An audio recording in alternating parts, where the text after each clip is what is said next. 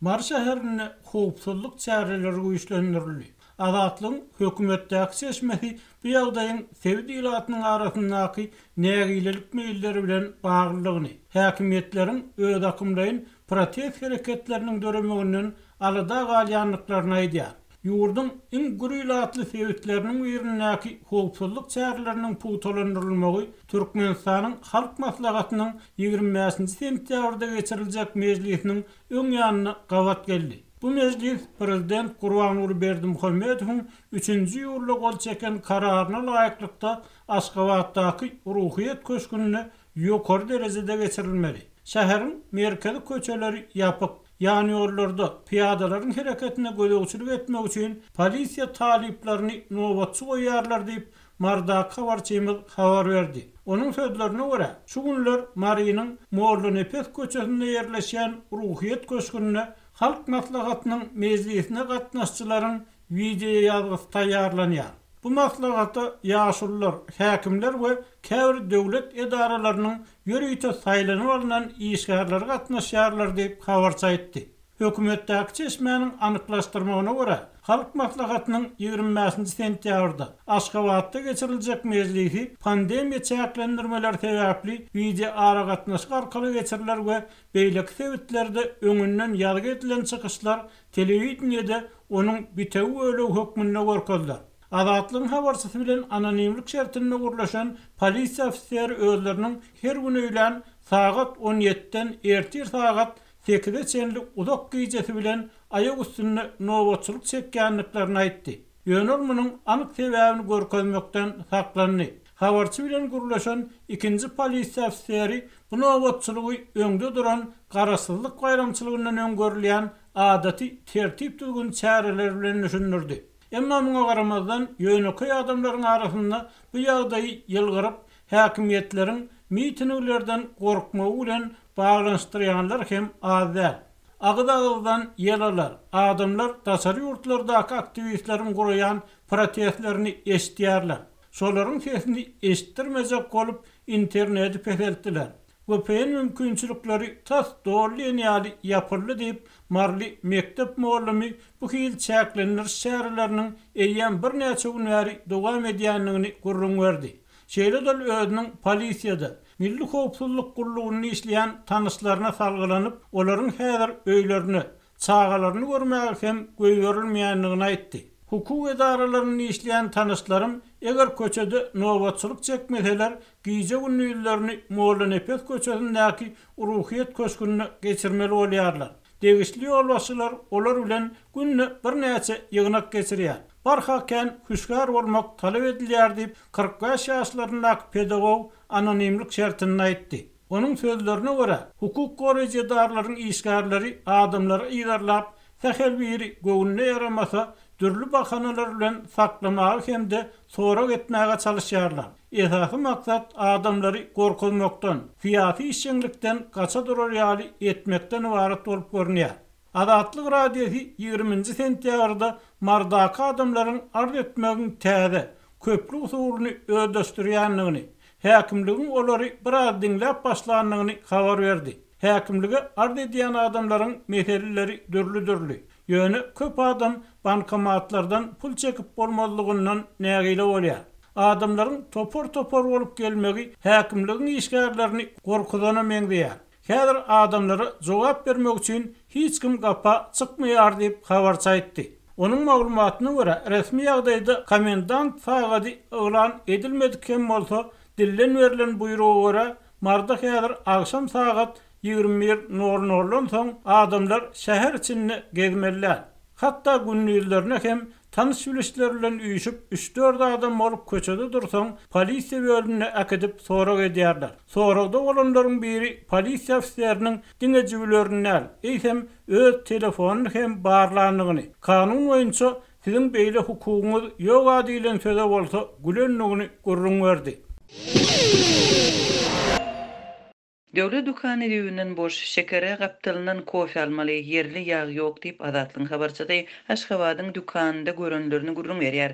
Bu aralykda adam hukuklaryny goraýjy guramalar Türkmenistanyň hökümeti öz ýylatyny kadaly ýaşaýyş derejesi bilen üpçün etmezligi we azyk hukugyna hormat goýmazlygy bilen halkara borçlaryny ýerine ýetirmeýär diýip problema ünsi çeker. Adam hukuklaryny goraýjy Human Rights Watch we Adam hukuklary boýunça Türkmen inisiatywasy guramasy 23 sentýabrda çap eden beýanatynda COVID-19 pandemiýasynyň ykdysady täsirine jogap bermekde hökümetiň hereketsizligi Türkmenistanda öňden gelýän azyk krizisyny hasam güýçlendirdi diýip belleýär. Türkmenistanyň hökümeti halkyň awadançylygyny däldi, ýurdun imidjini ileri tutýar diýip Human Rights Watch guramasynyň Ýewropa we Merkezi Aziýa boýunça müdiriniň orunbasary Rachel Denver belleýär we bu möhüm pursatda iň mätäç adamlara ünsi çekip olara kömek etmezlik bilen Türkmenistan adam hukuklarynyň iň esasy prinsiplerini şolsanda azyk hukugyny gödek bozýar diýär. Azyk etmezçiligi bahalaryň ýokarlanmagy, azyk önümlerini çäkli meşwerde satmak, nowatlar dukanlaryň we bazarlaryň ýygyderli ýapylmagy ýaly çäklendirmeleriň ýygyderli girdilmegi ýurtda gündelik ýagdaýy öwrüldi. Öz çäginde COVID-19-yň bardygyny resmi taýdan ikrar etmeýän ýurtda ýokunç keseliň ýaýramagyna garşy görüşmek üçin girdilýän çäklendirmeler ýylatyň durmuşyna agyr täsir ýetirýär we goşmaça agyramsalýar. Soňky hepdelerde Aşgabatda bahalar ýokurlandy. Indi ýurt gararsızlyk gününe taýýarlanýar. Bayramçylygyň öňü ýerinde azyk üçünçüligi adatça gowlaşýar. Şol birakdyň özünde de dolaryň hümmeti gara bazarda ýene-de ýokurlandy we 23,5 manada deň boldy. Nakt valyuta alış çalyşygyna saklanýan gadagançylyk bilen bir wagtda resmi kurs hem 3,5 manat derejesinde üýtgewsiz galýar. 22 sentýabrda Azatlyň habarçylary bazarlardaky döwlet we hususy dukanlardaky haritlaryň bahalaryny öwrendi we jekmejek sin taýýarlady. Döwlet dukany doly boş, un bilen baglanşykly hiç bir mesele ýok. 1 kilogram 1 manatdan iň ardan we has kymmat birnäçe görnüşli. Şol sanda Türkmenistanda öndürilen ýokary hili 1 kilogramy 8 manada çenli durýan unlar bar. Şeker ýok. Diňe ýerden bolýar. Adam başyna 2 kilogram satylýar. 17 manatdan 2 kilogram berýärler. Ýöne ýanyndan goşup içine şeker we süýt goşulan kiçik haltacyklardaky kofe almagy talap edýärler. Onuň öz bahasy 5 manat, ýöne hiç kim ony satyn almaýar. Bu geçmeýän bir haritdir diýip habarçymyz aýdýar. We şeýle dowam etdirýär. Çöregiň ardany we täze bişeni el ýetirli. Şeýle hem ýag bar. Birnäçe görnüşli ýöne olar daşary ýurtlaryň önümi. Yerli ýag ýok. Görnüşi ýaly gutaran bolmaly. Ýa-da täze hasyla garaşýarlar ýa-da ýerden satýarlar. Mundan başga harit görnüşleriniň assortimenti ujypsyz. Esasanam bazarlarda satylýan zatlar bu ýerde hem şol bahadan satylýar. Bazarda döwlet bahalary boýunça harit satýan tekçiler bar. Şol ýerde meweler, banan, alma köp. Hatda kiwi hem bar, hemme zat import edilen haritler. Bolsa Iran bilen serkediň wagtal işleýänligini görkezýär. Hatda döwlet narhyndan nar satylýar. 1 kilogramy 20 manatdan, kartoşka 9-10 manat, hem yerli hem daşary ýurtdan getirilen hili gowy.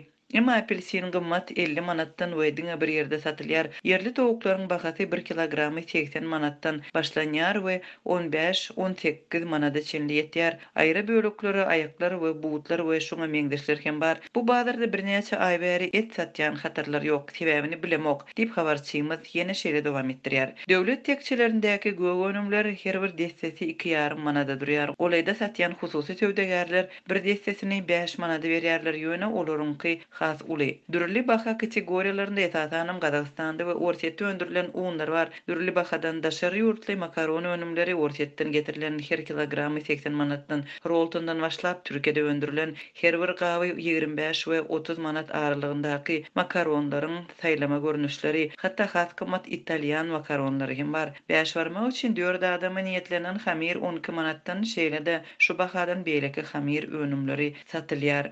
Hususy dukanlarda ýokary hili asylan we gaplanan et, guzy we sygyr eti hem bardy. Iň gymmaty 70 manat, sygyr eti 48 we 50 manat aralygynda 1 kilogramy, goýun eti 50 manada çenli, öwelen sygyr eti 40 we 55 manada çenli hiline görä ýagsyzy has gymmat. Bu dukanda bahalar Halk Market dukanyndan birnäme arzan. Welaýetlarda daşowda we mardy öndürilýän azyklary satýan bir dukan boş dur. Şirketler ýapyk ol ýerden kakadylan sygyr doňuz etini beýleki kakadylan önümleri toğuk basturma, balık, şeýle hem gowy marinin yumşak peýnirini getirýärdiler. Bularyň hemmesi indi ýok, diýip habarçymyz 22-nji sentýabrda habar berdi. Döwlet bayramçylygynyň öňü tirasynda Aşgabatyň bazarlaryndaky şeýle-de döwlet hem hususy dukanlaryndaky haritler we olaryň bahaty baradaky bu jekmejek ýagdaýlary Azatlyň paýtagtdaky habarçysy gurrun berdi. Baralykda welaýatlerde ilat azyk ýetmezçiliginden kösenýär bazarlaryň köpçülikden ýapylmagy derarly ilatyň azyk satyn almak mümkinçiligi adalyar yerli telekeçiler bolsa gazanç çeşmesinden mahrum bolýar. Mardy şuňlar azyk ýagdaýy erbetleşýär. Döwlet eýçiligindäki dukanlaryň öňünde nowatlar daňdan dörep başlaýar. Her dukanda adam başyna 3 manada 5 ýumurtga berýärler. Adamlar ir saat 4-de baryp 8-de ýa 9-da açylýan dukanyň öňünde garaşyp durýarlar. Bir ýumurtka 1 manat 50 teňleden satylýar diýip Azatlygyň vilayatdaky habarçysy 23-nji sentýabrda gurrun berdi. Vilayatlardaky bazarlar we dukanlaryň en çemeti iýulyň ortalarynda häkimetleriň COVID-19-yň ýaýramagynyň öňüni almak boýunça resmi çärelerini eglan edilip bäri ýygyderli ýapylýar. Şol buratyň özünde de Azatlygyň habarçylarynyň belleşýäli şuňlar Aşgabatda bazarlarda we dukanlarda bir wada girdilen sanitariýa talaplaryna gözegçilik edilmeýär. Adam hukuklaryny goraýjak Human Rights Watch we Adam hukuklary boýunça Türkmen inisiatiwaty guramalarynyň 23-nji sentýabrda çap edilen beýanatynda Türkmenistanyň hökümetiniň ýurtda garyplygyň bardygyny inkar edýänligi we pandemiýa döwründe işsizligiň ýokarlanmagyna garamazdan ilatyň ykdysady taýdan ejiz toporlaryna kömek berip bilmeýänligi bellenýär.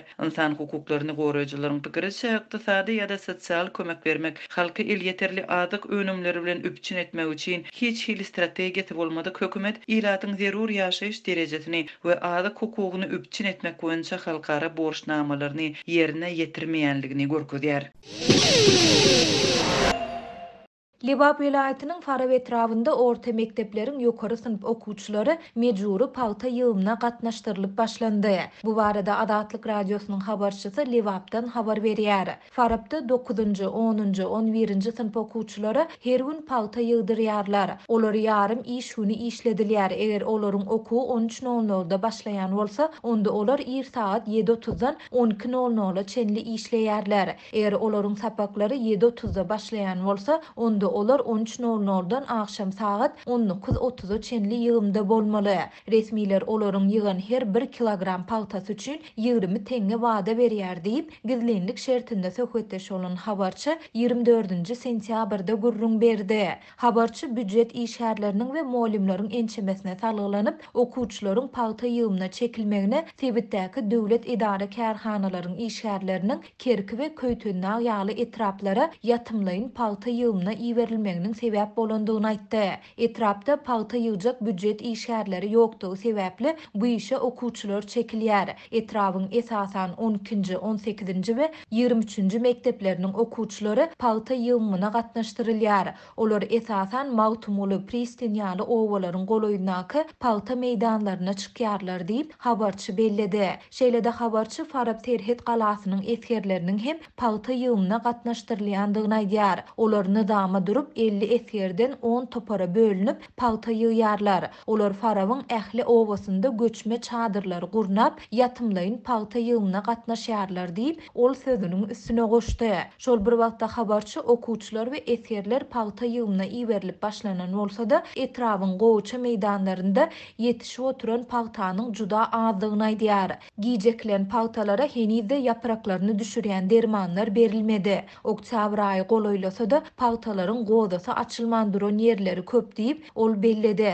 Azatlyk radiosynyň baýdylanlar barada Farab etrap häkimliginden bilim bölümünden şeýle-de agzalan mekteplerden goşmaça maglumat almak synanşygy netije bermedi. Bu aralykda Azatlygyň Mary vilayatyndan habarçysy idara kärhanalaryň işgärlerinden palta ýygym mögsümi üçin mejburi pul ýygnamak işleriniň dowam edýändigini habar berýär. Büdjet işgärleri palta ýygymyna günün gitmeli bolsalar, onda her gün üçin 30 manada ýatymlaýyn gitmeli bolsalar, 10-15 gün üçin 500 manada idara başlyklaryna töleýärler. Başlyklar öz ýedeginde bu jemlenen pullary häkimlige tapşyrýarlar diýip marly habarçy 24-nji sentýabrda gurrun berdi. Onuň sözlerine görä häkimlik bu pullar esasında paltaçy kärenneçilere hakyny adam tutup bermäge borçlanýar.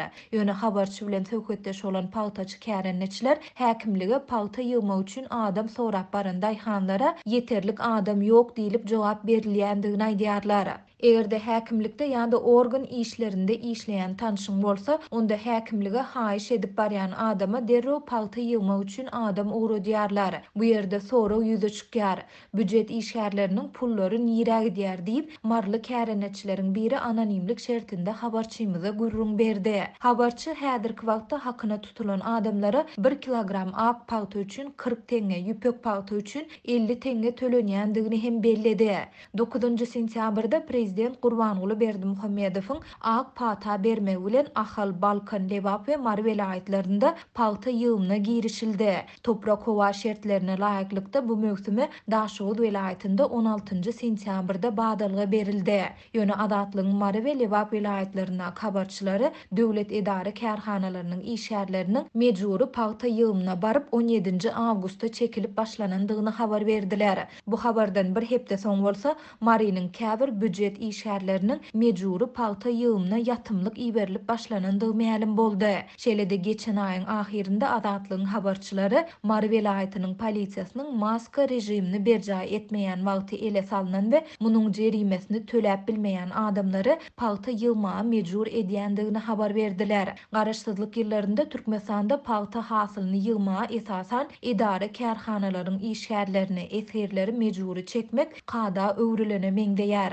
Ýöne Adatlyk radiosynyň habarçylary käbir ýyllarda bu mejburi işe çağalaryň hem çekilýändigini habar berip gelýärler. Halkara hukuk toparlary şol sanda Birleşen Ştatlaryň döwlet departamenti Türkmenistanyň palta önümçiliginde mejburi zähmetden şol sanda mejburi çağa zähmetinden peýdalanmagyny ýyllar boyu tanqid edip gelýär. Türkmenistanyň kanunçylygy mejburi çağa zähmetini çürt kesik gadagyn edýän bolsa-da hukuk goraýjylar şeýle-de yerli synçylar ýurduň değişli kanunçylygynyň iş ýüzünde dolu amal edilmeýändigini aýdýarlar.